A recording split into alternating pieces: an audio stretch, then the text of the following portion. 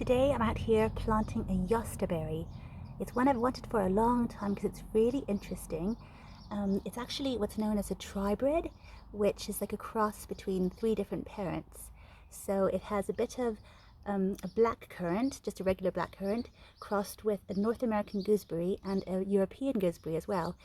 And it's actually, people say it's like the perfect child. It's got all the best qualities of all the parents. So whereas gooseberries are really, really thorny, prickly, this one is thornless, although I do see a few ones, but they're definitely not sharp at all. So it is known as being thornless.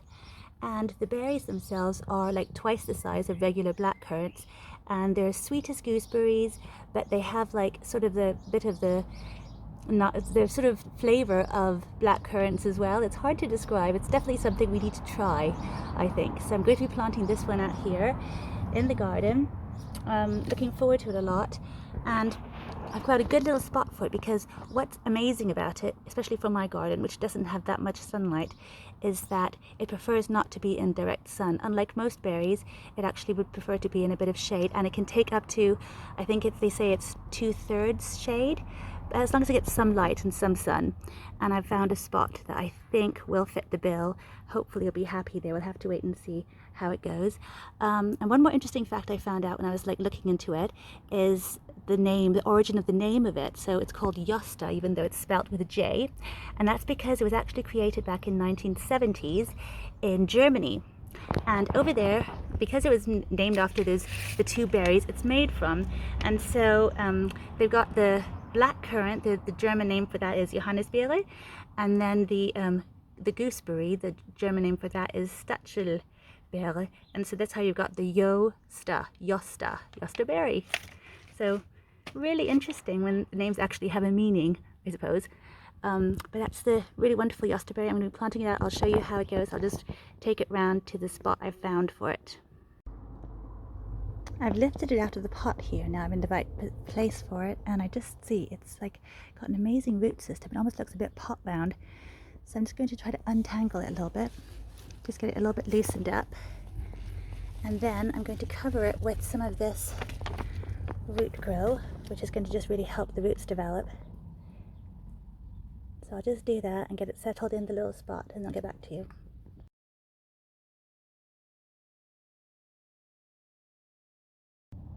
So I've got him settled in here, nestled in the middle of my lily of the valley patch.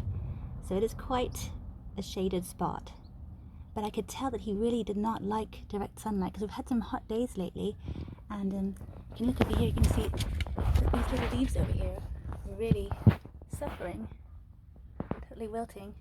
And that was just with a little bit of sunlight today. So he definitely is more of a shade lover.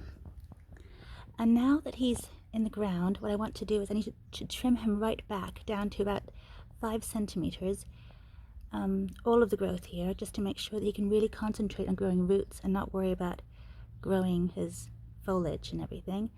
So I'm going to get my little pair of scissors and give him a right chop. It does seem a bit drastic, chop it right down to 5 centimeters, but it is for its own good. So here it goes, just like that. And this one I'll do here. I can just come back and see if I need to chop more afterwards. Got 2, and over here, get this little guy here. Go. And then over here, I get some of this guy here.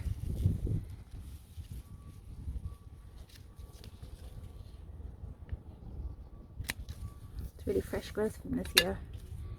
Okay, let's have a look what he's done. So he's really small now, but that doesn't give him a chance to not worry about foliage and just actually concentrate on root growing. And it's going to make him much stronger and better for it.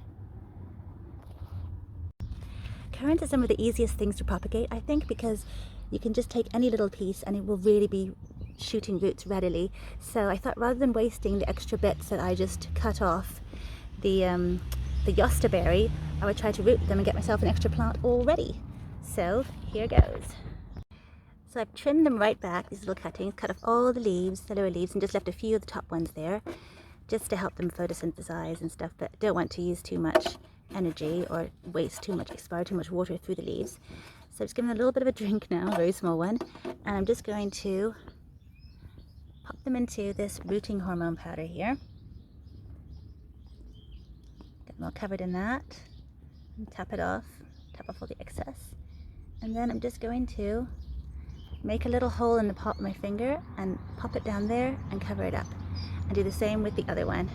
Lots of rooting hormone on, not too much though, tapping off the excess, making a hole with my finger. Now, what you want to do is you want to make a hole right next to the edge, because if you do that, then you'll start sending a root down, and then if the roots sort of meet resistance with the side of the pot, it will split, and that just makes for a better root system. So you just do it really close to the edge. I do that with roses, anything, just to make it sort of have a better chance of meeting resistance quite quickly. There you go, so they're right there, the edge of the pot, both of them, and that should help them to grow. I mean, one of them's really long. I could easily have made 2 cuttings from this guy, but I just thought, let's just leave him. And then this one as well, it's a nice little size. So yeah, really fun. Water them in really well. They'll need to be kept moist. I'll keep them in a shaded spot and keep them moist the whole time, because now they haven't got any roots, they haven't got any way to have water unless you just put lots right there and keep them moist. But that'll be really fun to get extra free plants. I do love getting free plants. Extra free Jostaberries.